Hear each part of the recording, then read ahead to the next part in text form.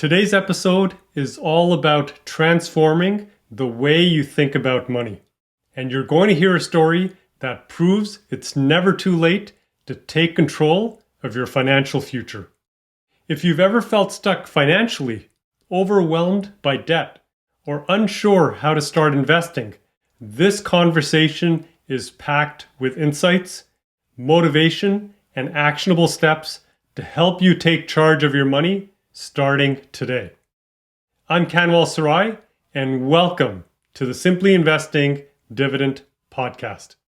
My guest is Martha Menard, a former healthcare researcher turned financial coach who has turned a personal money wake-up call into a thriving practice and a $44,000 a year dividend portfolio. Martha didn't start out thinking she'd be a financial expert. Like many of us, she learned the hard way, paying off over $100,000 in debt before she discovered the power of investing, especially dividends.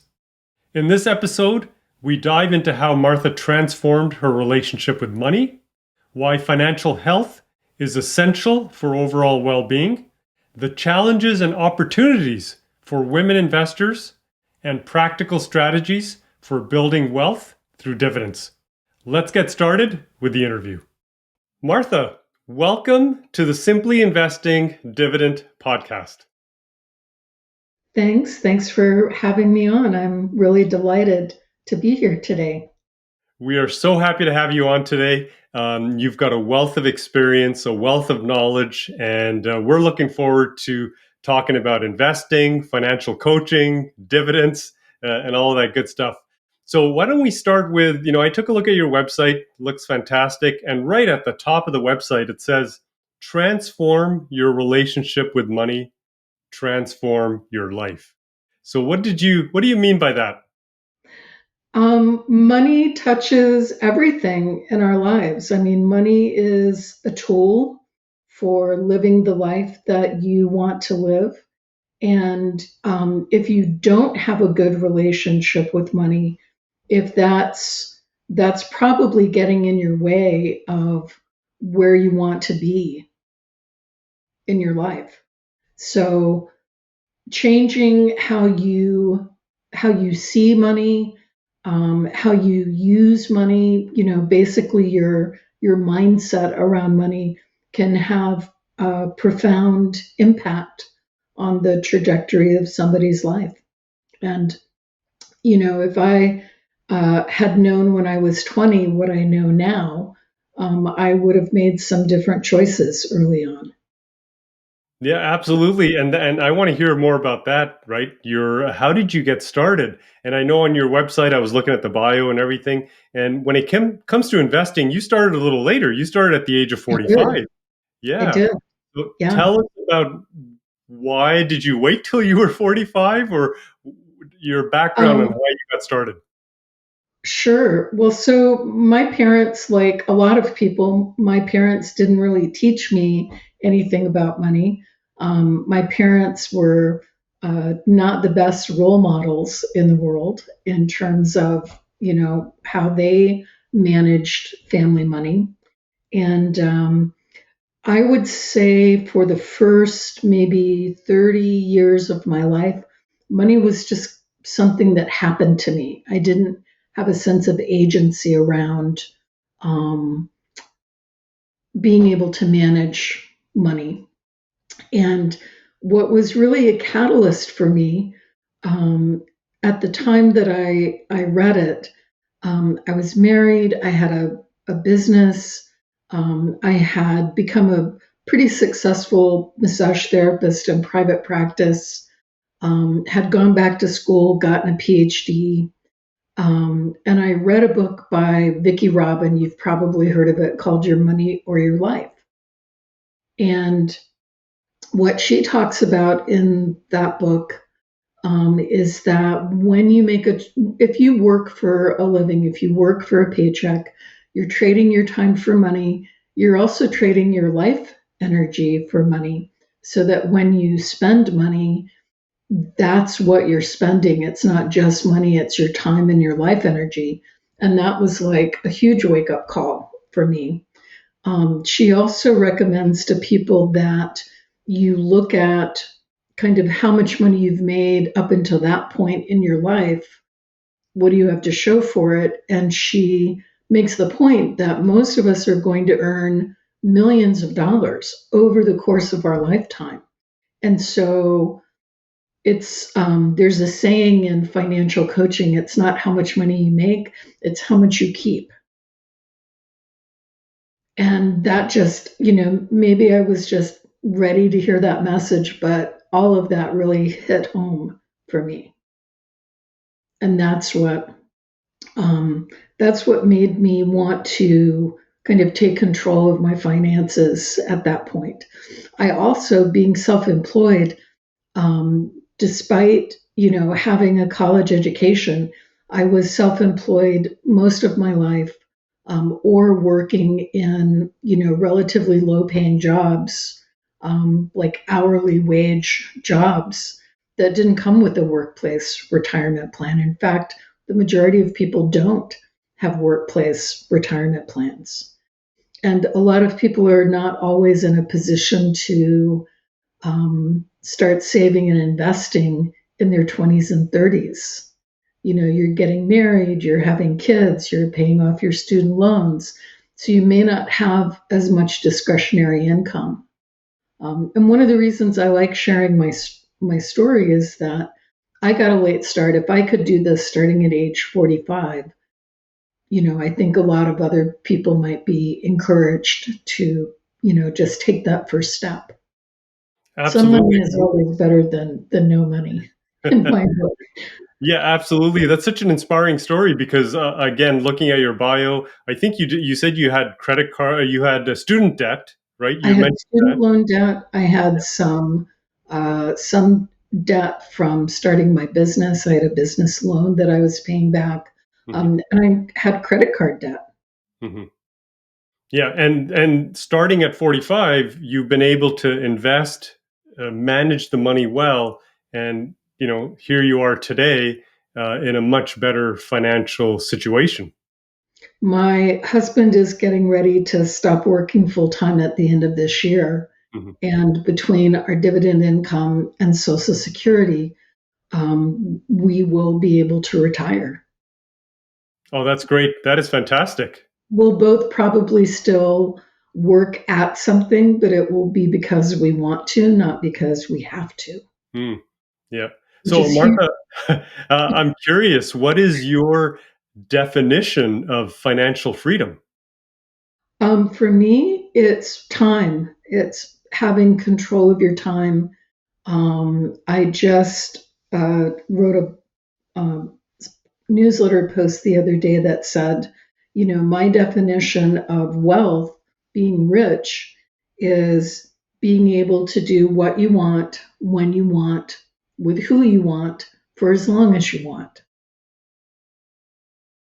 I like that. I like that. That is that is a true definition of freedom, and to Hmm. have the ability to do that, right? And Hmm. having a solid financial footing allows you to do that. It does. And I think also having a sense of what enough means to Mm. you. I think that's really important, and I think um, it's not a message we get very often in our culture. Our culture kind of runs on marketing and consumption, even to the point of over consumption. So I think being really clear about what your values are, what's important to you, what makes you happy, Mm. not in the sense of being like entertained for a few minutes, like watching TikTok, but what makes you feel deeply satisfied. Yeah, I think getting into the position where you know enough for you, what is enough. Um, Hmm. Otherwise, you're absolutely right. There's enough marketing out there. There's enough. Everybody wants to have the latest and greatest. Right. And even when you've got it, you're looking for the next thing. Yeah. And there is an issue. And that book you mentioned in the beginning, Your Money or Your Life, I think that's what it's called, Hmm. right? I Hmm. remember reading that years ago, and it was instrumental, right? Because it talks about how do you get that positive relationship with money, right? Mhm. So I know you're a financial coach. You've helped so many people. How do you help someone develop that positive relationship if they don't have one right now? If they don't have one right now, part of it is that generally when people seek out financial coaching, like I'm not on a street corner telling people they should work with me. I mean, um, somebody has to be, kind of like me when I read that book. You have to be ready to make a change. And I would say the kind of common thread when clients decide that they're wanting to work with a financial coach is that whatever they've been doing isn't working for them anymore. Like maybe something bad has happened. Maybe they've had a financial setback of some kind, or basically something's happened to make them realize, gee, I can't see myself continuing to do this, what I've been doing long term. It's not gonna work out for me if I keep doing what I've been doing. Hmm. Yeah, so it's almost like I forget that quote. I'm going to probably misrepresent it. It's something like, when the student is ready, the teacher will appear. Yes. Yeah, Yeah. so you got to be ready for that. Um, do you see any sort of common mental barriers that people have around money or even investing in your Um, practice? Definitely around in investing for sure. I would say if you look at the field of financial therapy, which is a relatively new field, which is really looking at um, the beliefs and behaviors that we all have around money. I mean, we're all a little weird when it comes to money. Most of us have what financial therapists call money scripts. When we grow up in our families, we learn from our families. Um, we absorb these beliefs and attitudes and sometimes even behaviors around money that maybe they made sense when we were children, but unless we kind of bring them into conscious awareness and think about them as adults, they may not be serving us well as adults. And so, for me, for example, in my family, we had a lot of financial instability growing up. So the message that I internalized from that as an adult was when you have money, you better spend it now because it's not going to be here tomorrow, Mm, which is not very conducive to savings. yeah. So I am not a natural born saver. It was really a skill that I had to learn. So we all have these beliefs, and sometimes they get in our way as adults. And I think it's unknowingly, it sometimes becomes a default habit. Like I It can think does. about my And we parents don't growing up, right? even, Yeah, we all think that everybody does money the same way. yeah. So it can be kind of a shock when, like, you're engaged to be married and you discover that your fiance is a spender when you're a saver and vice versa. That's a really common pattern. And it doesn't mean that one is necessarily better than the other. It just means that you really need to talk about that and come to some kind of agreement around mutual goals. Hmm. So, how important is it to have your spouse or partner on the same page as you? I think it's important that you be on the same page in terms of goals, like Mm, where it is that you want to go, but how you get there, that's something that you can negotiate. There isn't, I think, any one right way to do money. It's really like what works for you and what you're both going to be comfortable with. yeah. Okay. No, that makes sense. One of the comments that I get, when people hear about, okay, because I've been doing this for 25 years as a dividend investor.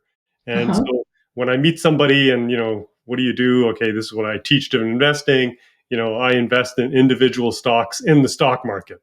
And And the people first are like, reaction, whoa. Exactly. That's the first reaction is just there's fear, right? Oh Yes, my God, it's why would scary to a lot of people. that's right. So Yeah. and this is probably, I know this is a much longer answer and it's going to depend on the person and their habits and everything we talked about, sort of the default habits that they've encountered. But how do you help your clients get over that fear? Um, Gosh, I would say there are a couple of ways. One is to um, make them aware that if they have some kind of workplace retirement plan that they contribute to, they're already an investor. Mm. They have an investment account. It's just like a highly structured one that they can't access until they're 59 and a half in the States. Um, the other one, particularly for women, a lot of women, I think, what I see on social media, which may be very biased, women are great investors, but they often are told that they lack confidence. And the really important thing for women to know in particular, I think this is true for everybody, but it's particularly true for women because women generally don't earn as much as men for a lot of reasons. You can't save your way to retirement. Retirement lasts, people are living longer, people are healthier, much longer. So retirement could be 30 years now. It really is a distinct phase of life. And having like even a couple, $100,000 in a savings account, it's not going to see you all the way through. Yeah, that's so important to know because I I know my parents felt that way. They figured if they worked their entire lives, when they Mhm, turned 65, they were going to retire and there would be enough money there.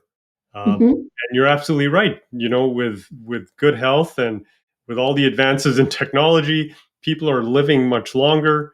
And yeah, another 25, 30, 40 years maybe, right? Like you're going to live a long time. Yeah. And I think that's when people realize that I may not have enough money right in Which retirement, right? Yeah. which is why, even though I was getting such a late start, dividend investment was really the do it yourself investing was really the path that made the most sense for me Hmm. because I don't care about accumulating a big pile of stock that I'm going to, spend down and I don't know what it's going to be worth when I need to sell shares to create income to pay my bills. That never made a lot of sense to me. So the idea of investing and creating a replacement income stream through dividends, that combined with other income sources, that made a lot more sense to me. And honestly, seemed a lot less scary. I agree, absolutely. And that's why I've been doing it for so long as well. Um, how did you get started in that? What attracted you to the dividends? Was it somebody telling you about it or did you read it in a book? Tell us about how you got started as a dividend investor. I think it might have been from something I read or just learning more about personal finance and kind of planning for retirement because I didn't have access to a workplace retirement plan. Um, I thought, well, I can still open an account and I can basically like create my own with a taxable brokerage account. And at the time, TD Ameritrade um, was running a special. Um, I think there may have been some personal finance author who had done a deal with their book that if had purchased this book and you opened an account with this like referral code, TD Ameritrade would match if you put in at least $50 a month, they would match $50 a month at the end of a year. If you like kept it up and, made all your monthly deposits, they would give you an equal amount at the end of the year. So I did. That was really the spark for me. Oh, that's great. That's a fantastic start, right? And that's important for our audience to know is you started with $50. Like you Yeah, don't need yeah, thousands and you don't thousands of dollars need to get started. exactly. You don't need, people think that you have to be like rich, that you have to have like $10,000 or $100,000 to start investing, and you really don't. It's going to be the compounding takes time, and it's going to be slow. And definitely the first few years that I had that account, the growth was very slow. But I remember the first time that I cracked like $100 in dividend annually, I was like so chuffed. I remember that feeling. The first dividends that you get, um, Yeah. which is it's a nice feeling to see those dividends coming in. Um, what kept you going? Was it the dividends? Were you at any point in time still fearful? Were you skeptical of the decisions that you were making, or were you confident? And what kept you going? Um, well, so I got started in 2008, which was a great time in some ways, but also kind of a scary time. There was a lot of red in my account for those first couple of years. Um, Based on everything that I was learning about dividends, um, yes, it felt a little like, stomach clenching at times to be buying more of a stock when the share price had gone down a few dollars from the last time I bought it. But if you're confident in your investment thesis, if you've done your due diligence, you're confident that this company is going to succeed, then if the share price goes up and down because you're not planning to sell it, you're buying it for income. When you reframe it in terms of I'm buying income with this, then it's like, great, I just bought more income on sale. Oh, I love that. I love the way you framed it. It is absolutely the right way to think about it is you're buying a stream of income, right? Mhm. And so then you're not going to be scared when, like you said, 2008, 2009, I remember that. Like stock prices were dropping. Everything was in the 2023. red. And I think most people would react negatively to that. They would see that, and even if you put $50 in or $1,000 into a stock, and now it's down Mhm. 15%, a lot of people would just sell and say, you know what, I don't want to see it go down even further. Um, So I do my own tracking. So I have the brokerage company that I use now, um, has great research tools, and they're very sort of total return focus. So when I pull up my screen there, I can see what the gain or loss is. I don't really look at that. I often will switch to dividend view, which I can do, and it doesn't show me the price variation in the stock or the gain or the loss. It just shows me how many shares I have and what my annual dividend income is that they're estimating. oh, that's great. That is fantastic. I really think the longer you do it, the more confidence you're going to get. Oh Um, yeah, right? And myself, I've seen it. I can tell you personally, with my own accounts, I've seen the dividend income go up every single year consecutively for 25 years. And that's mhm, including the 2008, 2009 financial crisis, including COVID, when we saw yeah, prices drop as well. yeah. But I yet the had, dividend income I went up. had, yeah. I took advantage of that downturn in the market to buy shares of BlackRock and General Dynamics, which Mm. normally I would never um, consider buying because the dividend yield would have been too low. Um, I do like to have a little margin of safety with buying stocks. And I've always heard that saying that you make your money on the buy side. So Hmm. I do pay attention to valuation. And I won't buy something if I think it's really, really overvalued. Hmm. So, what are some of the things that you look for in dividend stocks? If you want to share some of the things with our audience. Sure. If I'm buying an individual stock, it depends on the kind of stock it is. If it's a individual stock like Johnson and Johnson or Coca Cola, one of those, I look at their history. But the big thing that I look at are their earnings and their free cash flow Hmm. and their payout ratio and their debt ratio. I think the sweet spot for a lot of individual stocks is between 3 and 4%, maybe That's the like two dividend to yield. four percent, um, because it's sustainable. Hmm. I want to see that they have the earnings and the free cash flow to support that, and maybe increase it over time. Hmm. Like the dividend aristocrat stocks that have a history of raising a little bit every year.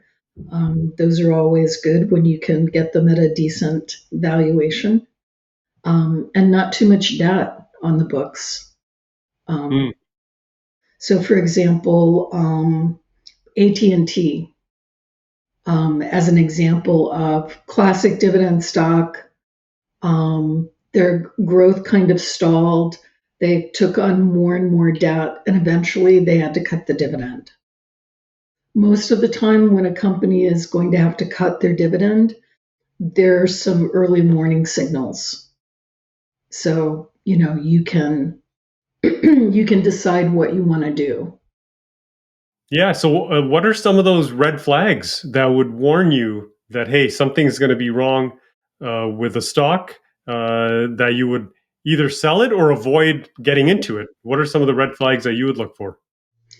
Um, One is that the payout ratio is continuing to go up and is at a level that's not sustainable. Yeah. I also look at like management.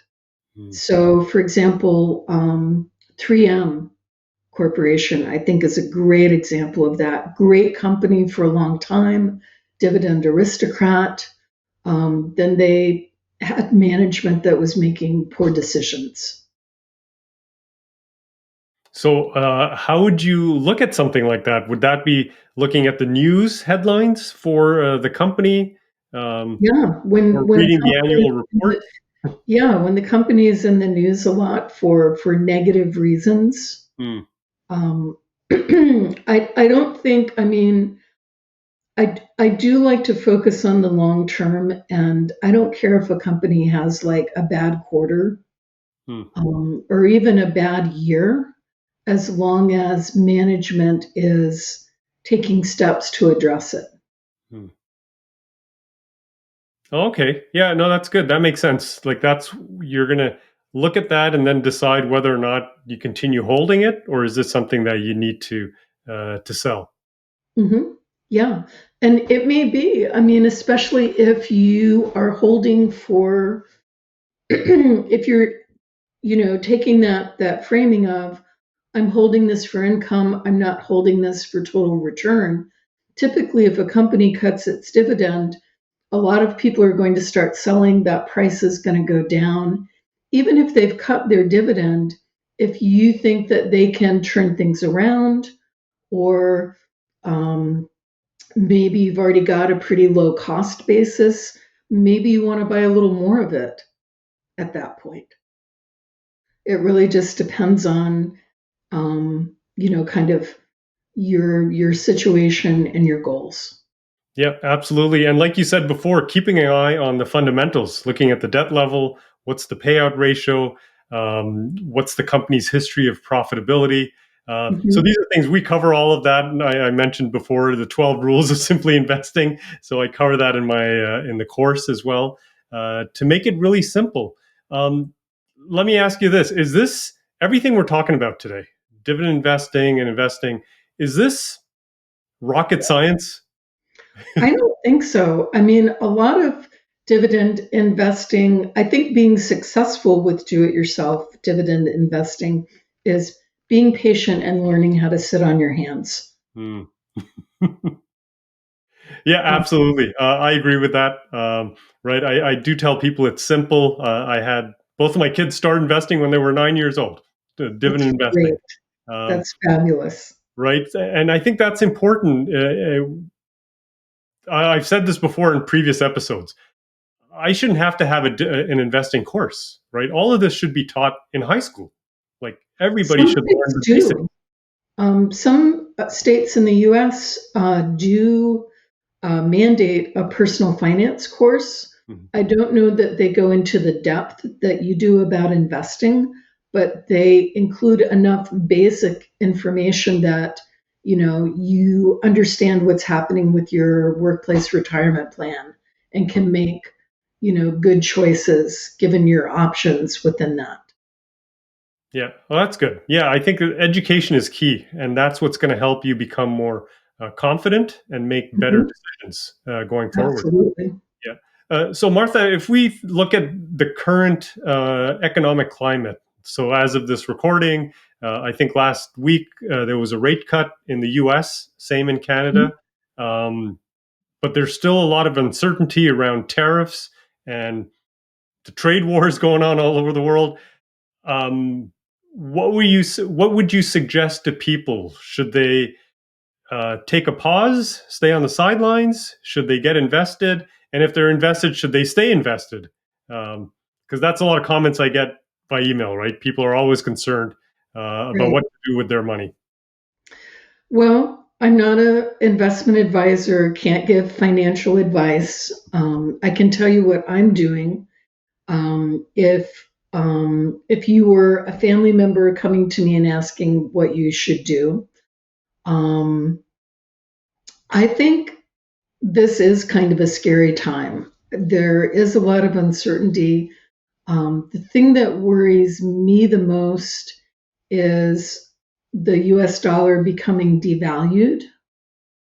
If the dollar stops being the world's reserve currency, then I think that's not going to be a good thing for a lot of investors, myself included. That's the thing that probably keeps me up at night the most.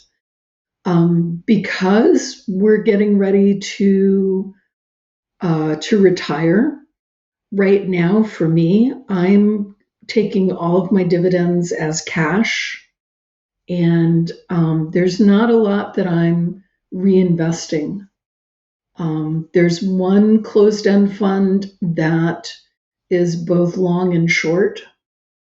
I'm putting a little money into that. I'm like dollar cost averaging into that in my Roth account.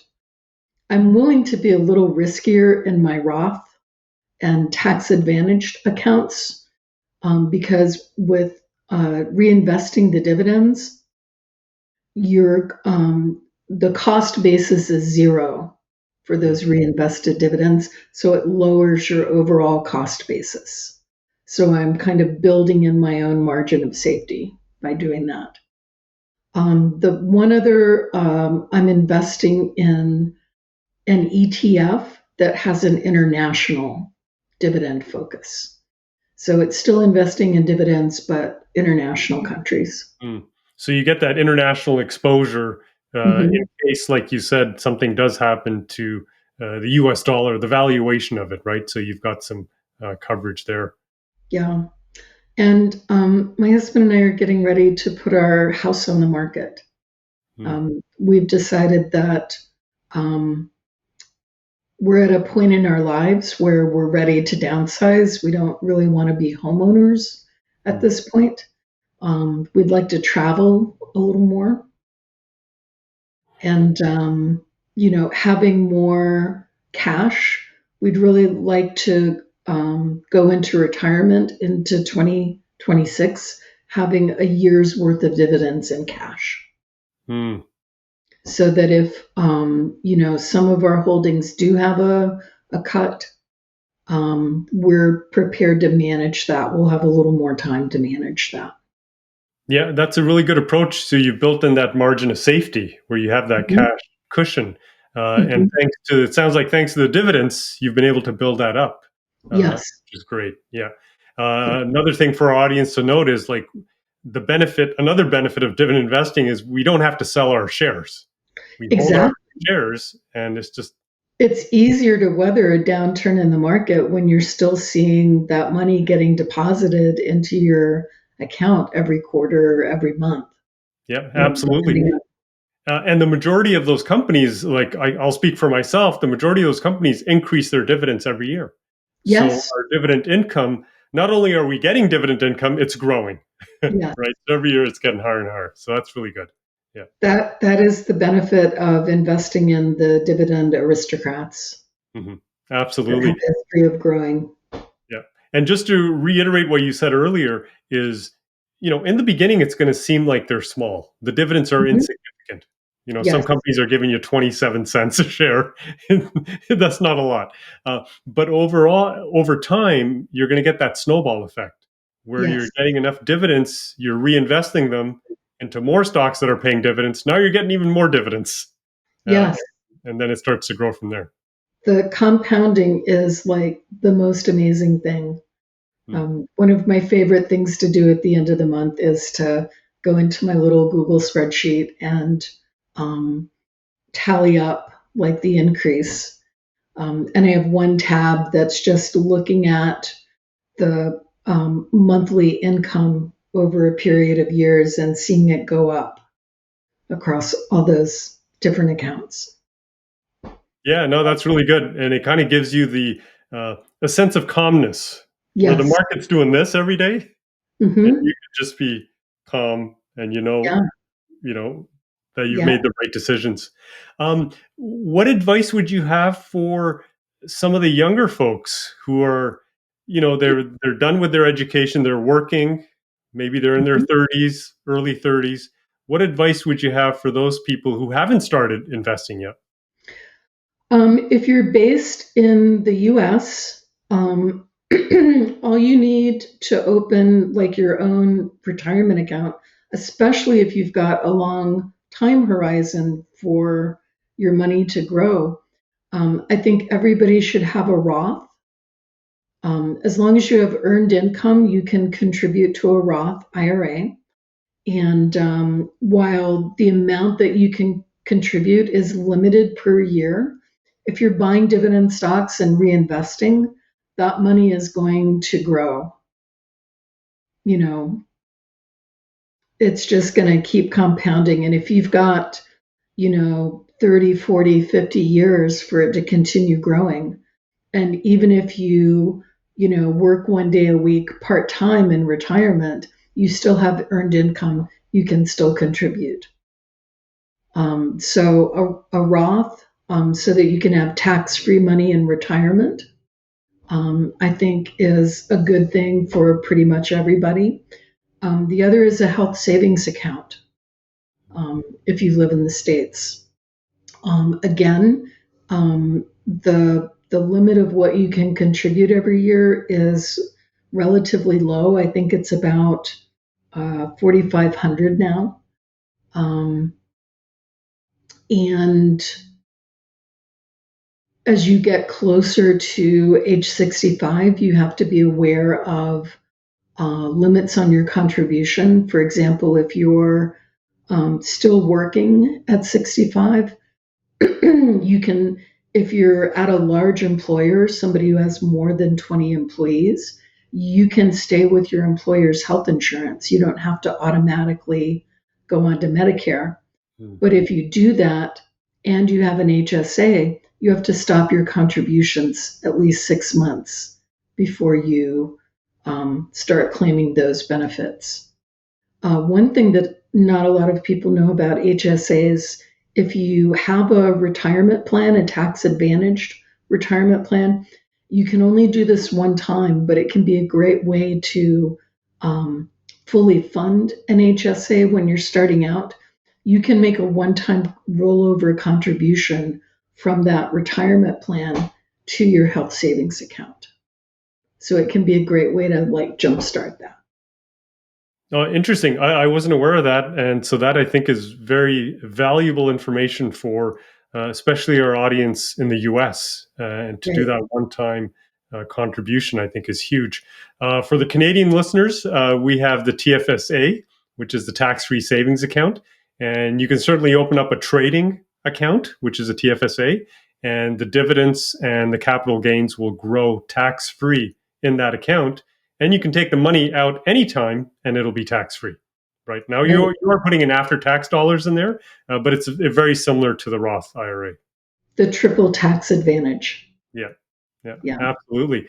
Now, similar question, but I'm going to change it a little bit because we talked initially in the beginning about when it comes to financial planning or investing, that sometimes it's a little different for women. So, what kind of advice would you have for women who are interested in starting to invest?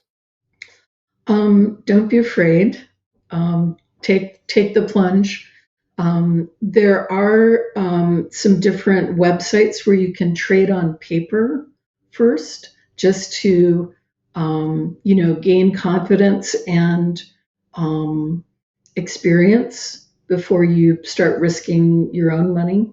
I would say if you're just starting out, rather than picking individual stocks, sometimes an ETF can be a great way to get started.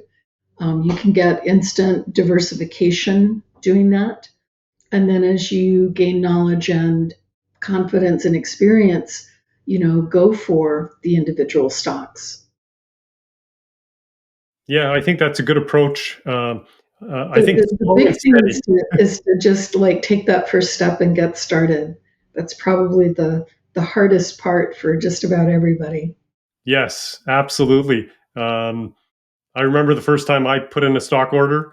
It wasn't a lot of money.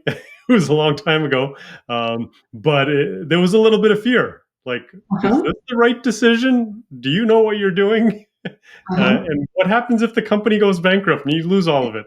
So that was all the thoughts in the back of my head going on at that time. Well, the other thing that's important to keep in mind is that whether it's a gain or a loss, it's only on paper. Hmm.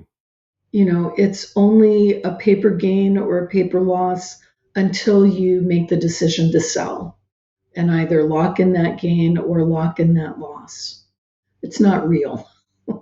You haven't really lost anything Yeah, absolutely. Unless you sell when the unless market is down, and right. now you've solidified your losses. So don't do that. Don't do that. Don't do that. Sit on your hands. Now, I tell all of my the students, and I say, listen, if you're gonna need the money, if you're saving up and you're saving up for, let's say, a down payment on a house or a Hmm. car or vacation or education, anything that you need, if you need the money in less than 5 years, I tell them don't put that in the stock market, and that means don't put it in mutual funds or index funds either, because they're just taking that money and putting it in the stock market for you. Right. Right. Do you agree with that statement, or I do you have? do. You don't want to risk money that you're going to need in the short term. Investing is for the long term. It's part of what enables you to sit on your hands and weather those downturns in the market because you don't need the money. This is money that you're going to be using 10, 20, 30, 40 years from now.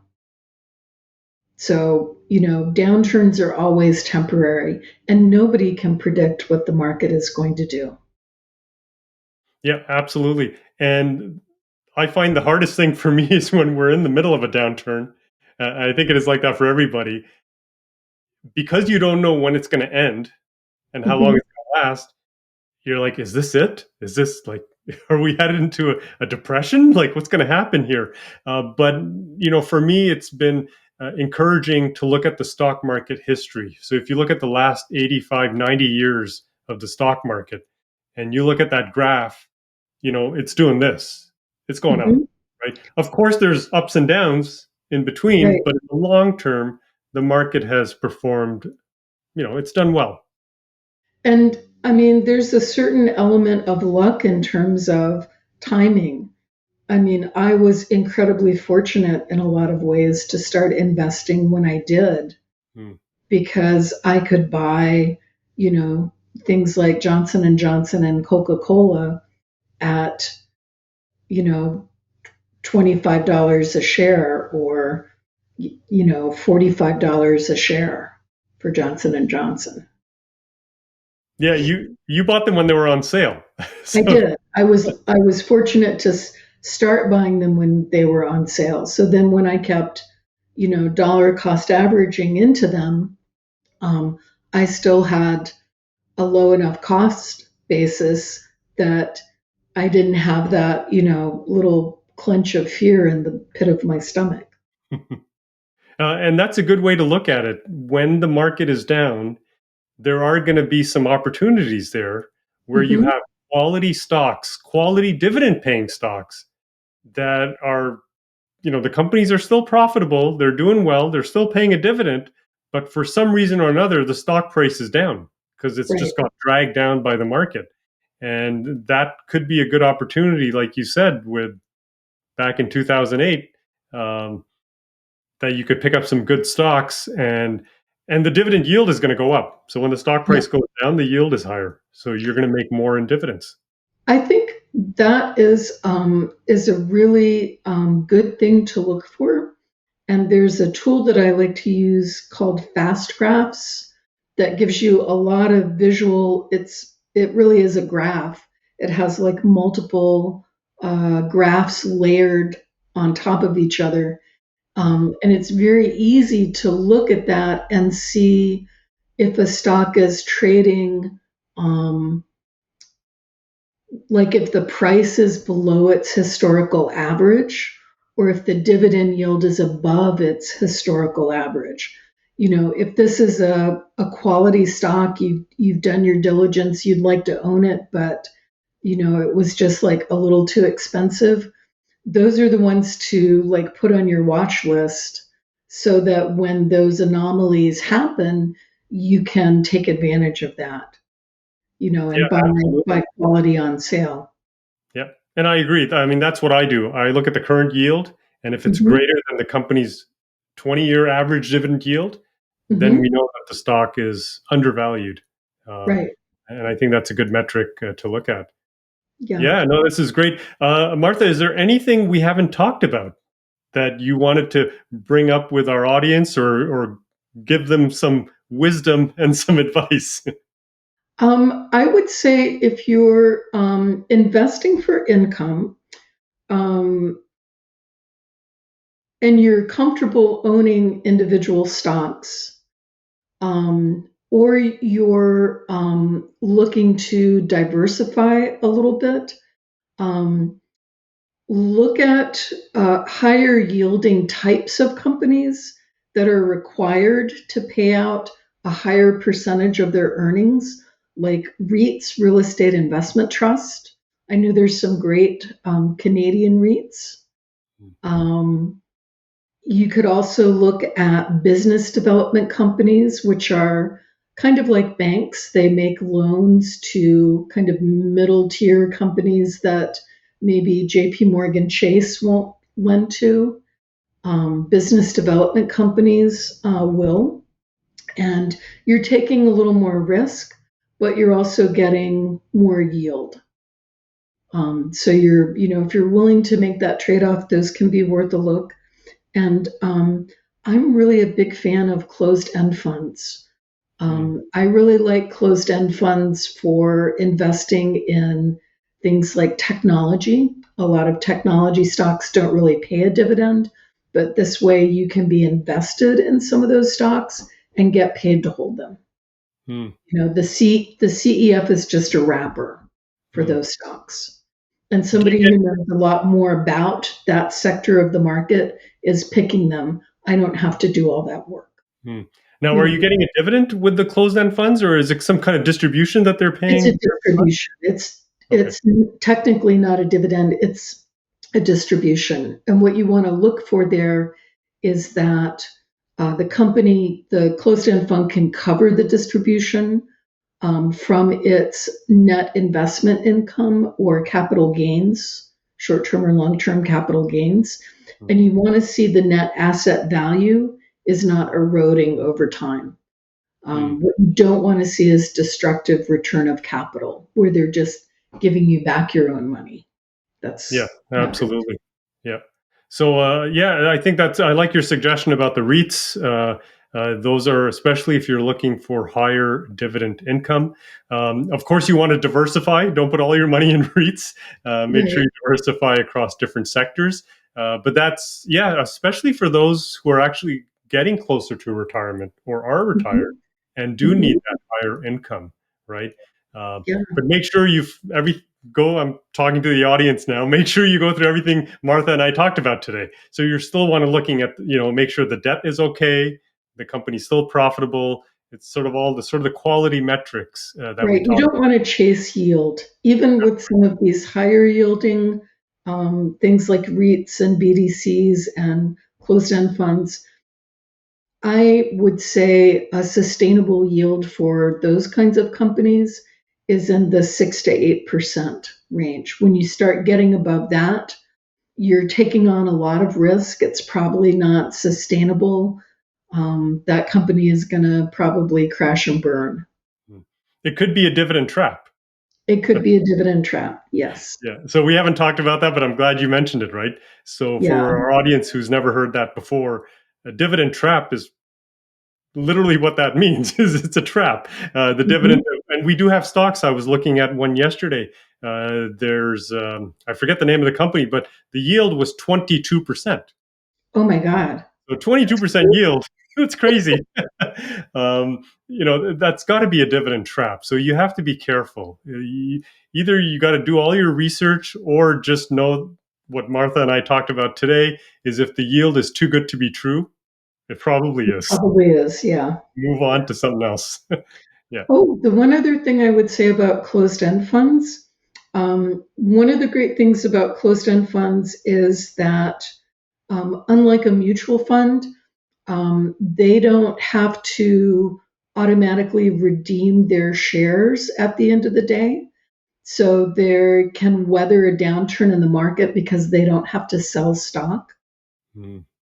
And you can often find mispricings in terms of a closed-end fund that's trading at a discount to its net asset value. So you're buying, if something's at a 5% discount, you're buying a dollar's worth of assets for 95 cents. Mm. Are they So priced? So they're not priced like they're ETF? priced based on supply and demand. Oh, They're they not are. priced on their net asset value. Got it. Okay. Although over time, they will revert to the mean. Mm.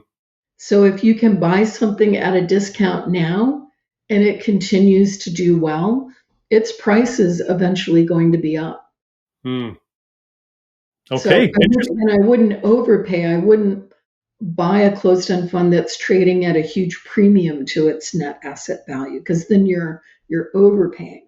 Yeah, absolutely. This would be similar to looking at the price to book value, right? Yeah. So I've had companies, not that many, but I've had companies where they're trading very close to book value.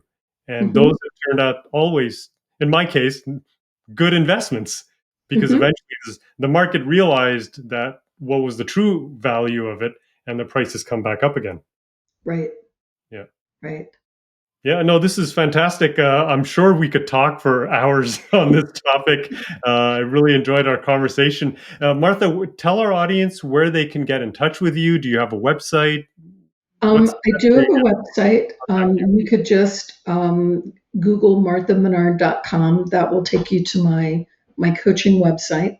I also have a Substack called Let's Talk Money with Martha.